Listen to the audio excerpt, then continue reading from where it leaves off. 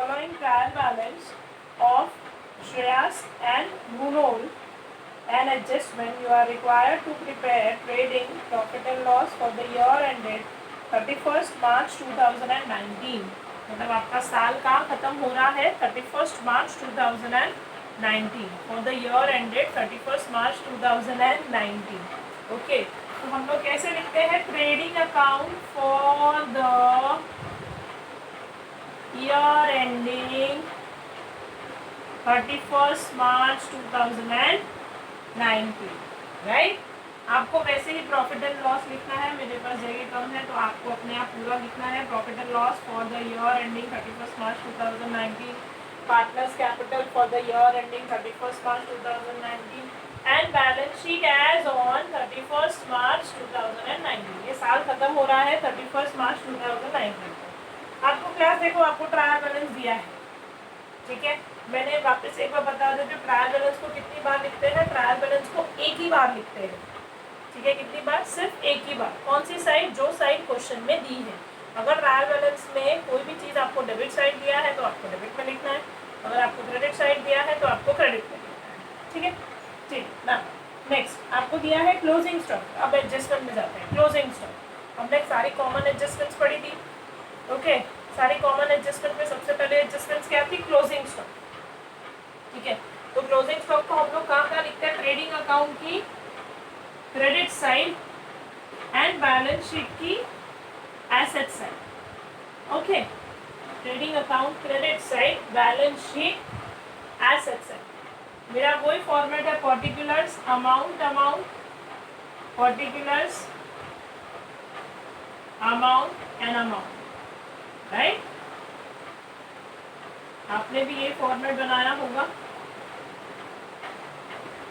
और मैं partners capital में लिखूंगी पार्टनर्स का नाम। पार्टनर्स का नाम कौन है? Shreyas and Brunel. Shreyas Brunel, partner का नाम लिखना है Shreyas Brunel, okay. Balance sheet में liabilities amount assets, amount and amount. This format is already ready with you. Balance sheet के ऊपर हम लोग डेबिट क्रेडिट नहीं लिखते, राइट। नाउ नेक्स्ट आपको सबसे पहले दिया है closing stock. Class whenever you right trading account, profit and loss and partners capital account, उसके अंदर कुछ भी आप लिखेंगे, इसके अंदर ट्रेडिंग अकाउंट, पार्टनर्स कैपिटल या प्रॉफिट एंड लॉस के अंदर कुछ भी अगर आप लिखेंगे तो आपको टू और बाय से स्टार्ट करना है। मतलब अगर आप डेबिट में लिख रहे हो तो आपको टू से स्टार्ट करना है, TO2, T should be capital, okay. To से स्टार्ट करना है अगर आप डेबिट में लिखते हो तो। ये तीन अकाउंट में कौन कौन सा? Trading, profit and loss and partners capital. ये तीनों अकाउंट में आपको टू से स्टार्ट करना है। और आप क्रेडिट में लिखते हो, if you right in the credit side of any of the three accounts, कौन से तीन accounts? Trading account, profit and loss and partners capital. अगर क्रेडिट में लिखते हो तो आपको बाय से लिखना है। बैलेंस शीट में ऐसा कुछ भी एप्लीकेबल नहीं है, बैलेंस शीट में आप डायरेक्टली लिखेंगे, ठीक है। तो सबसे पहले मेरा कौन सा एडजस्टमेंट था? मेरा सबसे पहले एडजस्टमेंट था क्लोजिंग स्टॉक। तो क्लोजिंग स्टॉक हम लोग कहाँ लिखते हैं? ट्रेडिंग अकाउंट की क्रेडिट साइड। तो मैं क्रेडिट में लिख रही हूँ तो मैं बाय लिखूंगी, ठीक है, बाय से स्टार्ट करूंगी। तो क्लोजिंग स्टॉक सबसे नीचे आना चाहिए आपका, बाय क्लोजिंग स्टॉक सबसे नीचे, ये सबसे नीचे आना चाहिए। इसके बाद आपका कुछ भी आना चाहिए नहीं, ये आपका एंड है क्लोजिंग स्टॉक का। इसके बाद आप कोई भी जो भी लिखना है, आप ट्रेडिंग में जो भी लिखना है तो इसके ऊपर लिखेंगे, इसके नीचे कुछ भी जाएगा नहीं, राइट। तो क्लोजिंग स्टॉक कितना दिया है? 30,000। तो पहले वाले अमाउंट में डैश करेंगे बिकॉज कुछ प्लस माइनस करना नहीं है।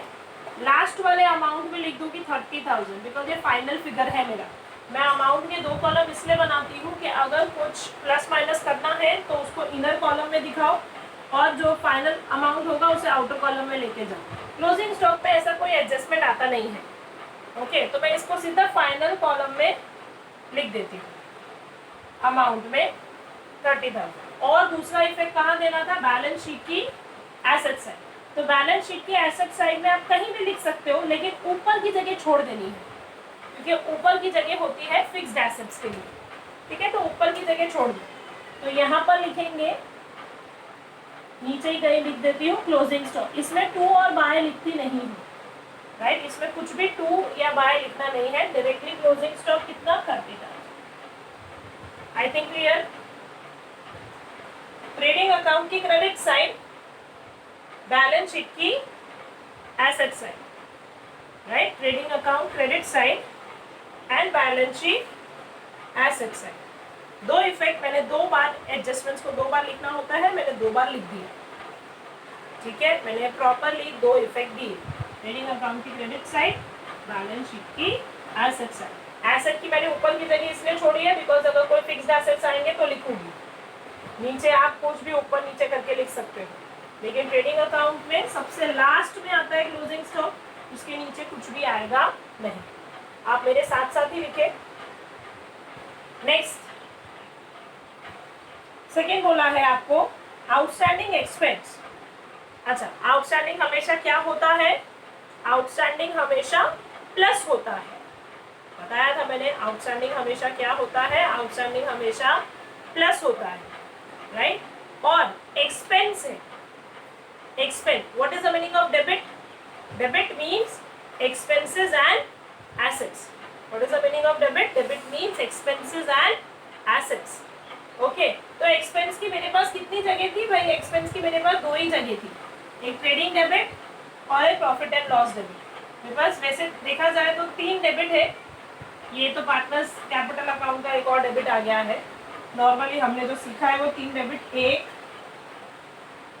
दो और एक बैलेंस शीट का एसेट, ठीक है। ये बैलेंस शीट का एसेट तो एसेट ही है, मतलब एक्सपेंसेस की दो जगह बची, trading account and profit and loss account. Okay, तो मेरे पास एक्सपेंस की दो जगह है, एक ट्रेडिंग और एक प्रॉफिट एंड लॉस।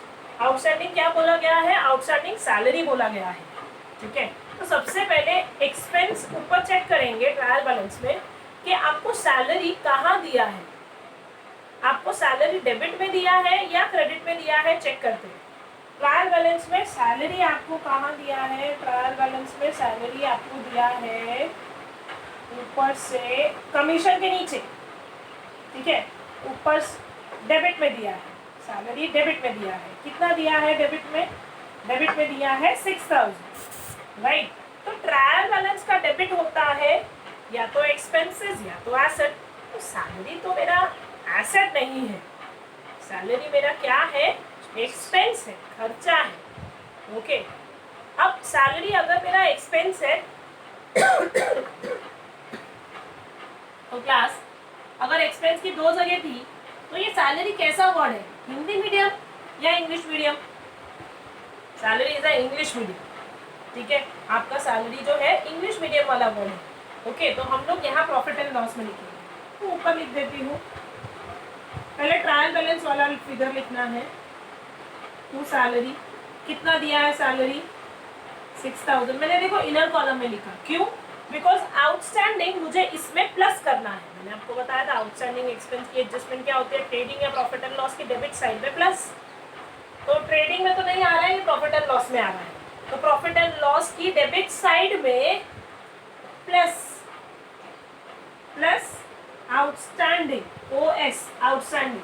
कितना था आउटस्टैंडिंग सैलरी? 1200, तो इसमें मैं 1200 प्लस कर देती हूँ, तो आउटर कॉलम में अब दिखेगा 7200, ठीक है।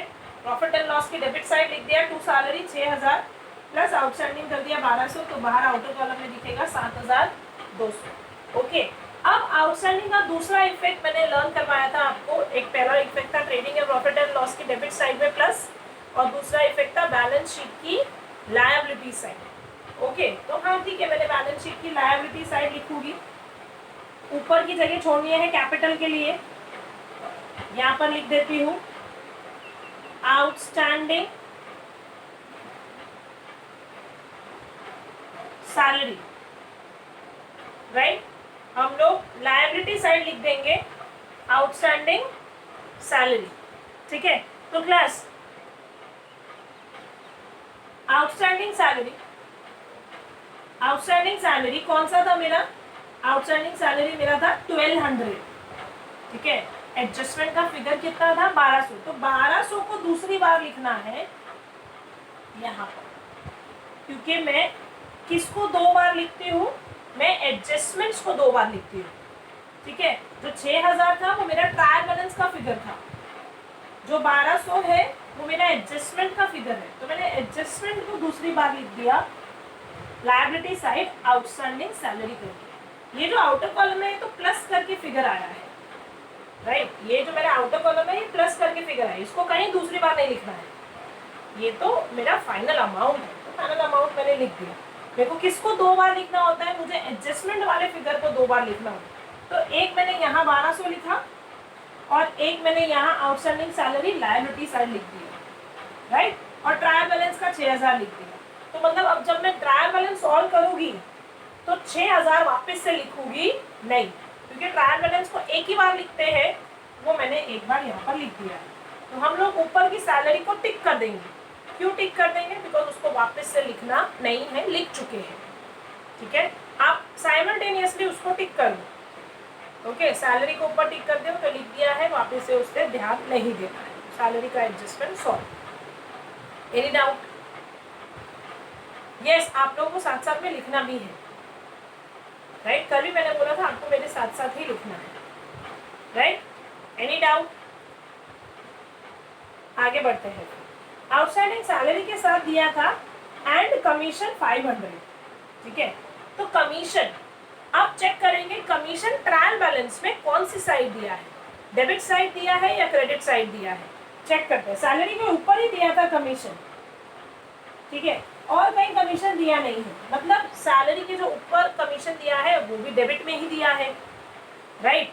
तो ट्रायल बैलेंस का डेबिट मतलब क्या, मैंने फर्स्ट लेक्चर में बताया था। ट्रायल बैलेंस का डेबिट मतलब एक्सपेंसेस या फिर एसेट्स, और ट्रायल बैलेंस का क्रेडिट होता है इनकम या फिर लायबिलिटीज, ओके। मेरा डेबिट में दिया है, डेबिट मतलब एक्सपेंसेस एंड एसेट्स, ओके। तो ये कमीशन जो है वो मेरा एसेट्स तो है नहीं, क्या है, मेरा खर्चा है, एक्सपेंसेस है, ओके। तो क्लास अगर ये मेरा खर्चा है, एक्सपेंस है, तो एक्सपेंस की तो 2 जगह फिर से, trading account debit side, profit and loss account debit side. अब ट्रेडिंग में जाएगा या प्रॉफिट एंड लॉस में जाएगा, हिंदी है या इंग्लिश है, इंग्लिश मीडियम वाला वर्ड है, ओके। इट्स इंग्लिश मीडियम वाला वर्ड है, कमीशन, दलाली थोड़ी बोलिए, इट्स कमीशन, ओके। तो कमीशन है भाई, अंग्रेजी वाला वर्ड यूज किया है, तो मैं यहाँ इसी के नीचे लिख देती हूँ टू कमीशन। सेम जैसे मैंने आउटस्टैंडिंग के साथ किया, कितना दिया है ट्रायल बैलेंस में कमीशन, पहले वो कमीशन लिखूंगी, 2400 दिया है, तो 2400, राइट। अब इसी में प्लस कर देंगे आउटस्टैंडिंग, इसी में प्लस करना है, क्योंकि मैंने आपको बताया था आउटस्टैंडिंग के 2 इफेक्ट, ट्रेडिंग या प्रॉफिट एंड लॉस, ट्रेडिंग या प्रॉफिट एंड लॉस की डेबिट साइड में प्लस, ओके। तो कमीशन में मैं प्लस करूंगी आउटस्टैंडिंग, कितना है आउटस्टैंडिंग 400, तो इसी में प्लस करके फिर उसको आउटर कॉलम में लेके जाऊंगी, 2400 प्लस 400, दैट इज 2800।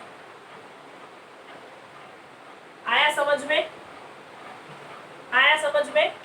नाउ अब इसका दूसरा इफेक्ट भी देना है, कौन से फिगर का दूसरा इफेक्ट देंगे, जो एडजस्टमेंट में था, एडजस्टमेंट में था 400, ठीक है, ट्रायल बैलेंस में था 2400, तो 400 का दूसरा इफेक्ट देंगे यहीं पर ही, जैसे मैंने सैलरी का दिया, आउटस्टैंडिंग कमीशन, बैलेंस शीट की लायबिलिटी साइड आप पूरा लिखेंगे, outstanding commission 400, clear, clear. Now next है डेप्रिशिएट फर्नीचर, ठीक है। फिर आपको क्या दिया है, डेप्रिशिएट फर्नीचर, डेप्रिसिएशन का इफेक्ट हम लोग कहाँ लिखते हैं, एक बैलेंस शीट की एसेट साइड में से माइनस, बैलेंस शीट की एसेट साइड में से माइनस, और दूसरा इफेक्ट प्रॉफिट एंड लॉस की डेबिट साइड, दूसरा इफेक्ट कहाँ देंगे, प्रॉफिट एंड लॉस की डेबिट साइड। ना डेप्रिसिएशन फर्नीचर, ऊपर चेक करेंगे ट्रायल बैलेंस में कि फर्नीचर कहाँ गिवन है, चेक करेंगे ऊपर फर्नीचर गिवन है आपको debit side, right. Free hold premises के नीचे दिया है फर्नीचर, कितना दिया है furniture 20,000, right. How much furniture is given 20,000, again debit में दिया है, ठीक है। ट्रायल बैलेंस का डेबिट मतलब या तो एक्सपेंसेस या फिर एसेट्स, तो ये मेरा एक्सपेंस नहीं है, फर्नीचर है, मेरा क्या है एसेट्स है। तो एसेट्स की तो मेरे पास एक ही जगह थी, राइट। तो मैं यहाँ पर सबसे पहले मैंने ऊपर जो जगह छोड़ी है वो फिक्स्ड एसेट्स के लिए ही छोड़ी है, तो यहाँ लिख दूंगी फर्नीचर, पहले इनर कॉलम में लिखूंगी 20,000, फिर इसमें से माइनस करूंगी डेप्रिसिएशन कितना परसेंट 10%। अब 10% निकालना बहुत इजी होता है, कैसे निकालना है 20,000 में से अगर पीछे का एक जीरो काट दूं, अगर 20,000 में से पीछे का एक जीरो काट दूं तो कितना बचा 2,000, तो इसमें से 10% आ गया 2,000, बाहर जाएगा 18,000। क्लियर है?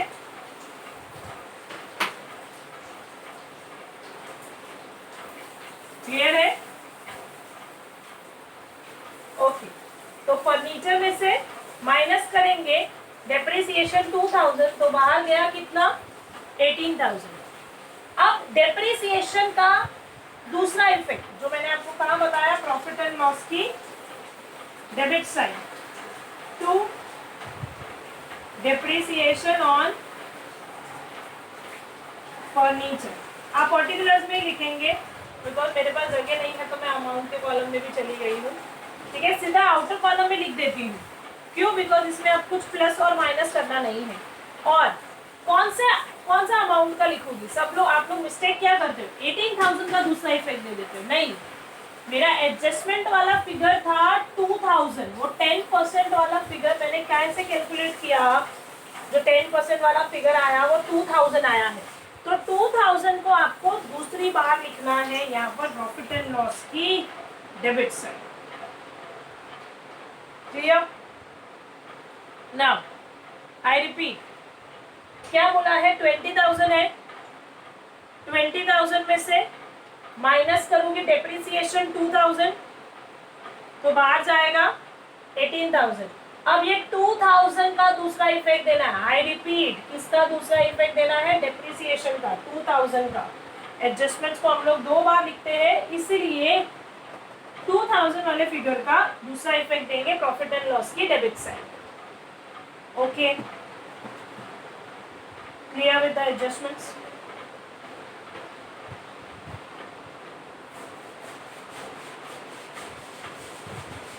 ओके, तो अब आगे बढ़ते हैं ना।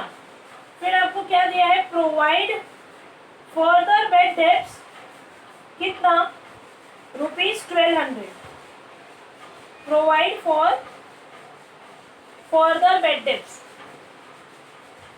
अब मैं क्या बताऊँ, तुम लोगों के पास इतनी नॉलेज होनी चाहिए ना, दे शुड बी हैव, इतना कॉमन सेंस होना चाहिए। मैं एक बार मैं बोल चुकी तो बार बार इंस्ट्रक्शन देना is useless. Now provide for further bed debts, आपको फर्दर बेड डेब्ट्स देना है कितना 1,200 रुपया।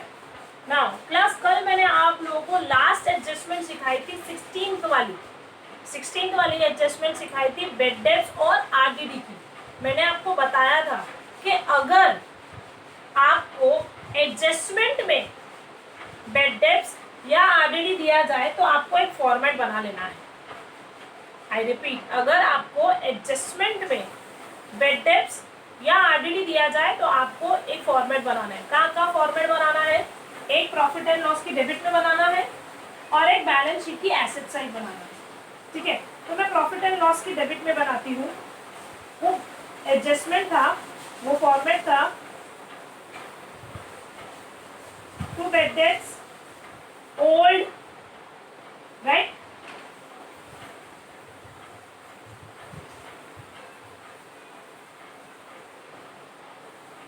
Plus bad debts and new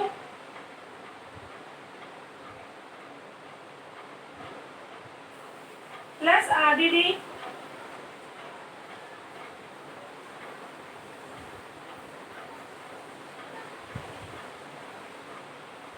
plus RDD new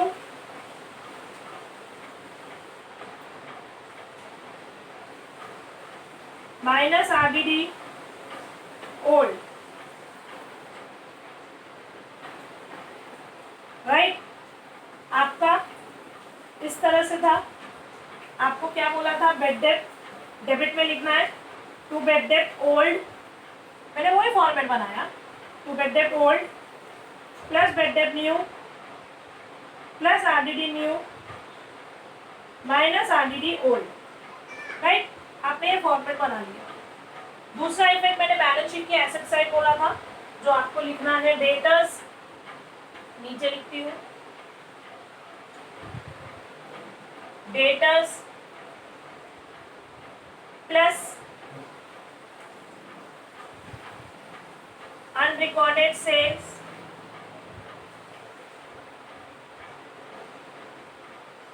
minus bad debts new